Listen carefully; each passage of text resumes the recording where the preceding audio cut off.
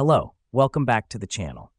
Today, we're diving right into how you can use Notion for your thesis research organization. This is your full 2025 guide, so let's get started. First things first, create a new Notion page named Thesis Research. This will serve as your central hub where all your research materials will be organized.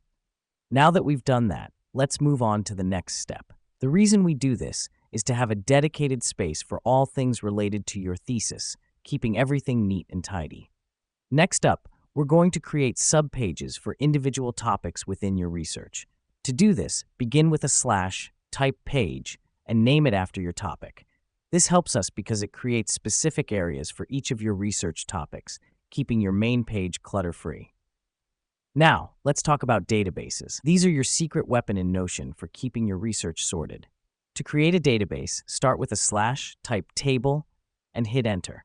Each row in this table will be a separate source, and columns can be used for notes, quotes, or any other details. The reason we do this is to have all your research sources in one place, making it easier to compare, contrast, and draw connections. Next, we need to link related content. This is done using the @ symbol followed by the name of a page or database entry. This helps us because it interconnects your research, making it easier to navigate between related topics and sources. Now let's add some tags. You can tag your notes or sources by topic, relevance, or any other criteria that fits your research.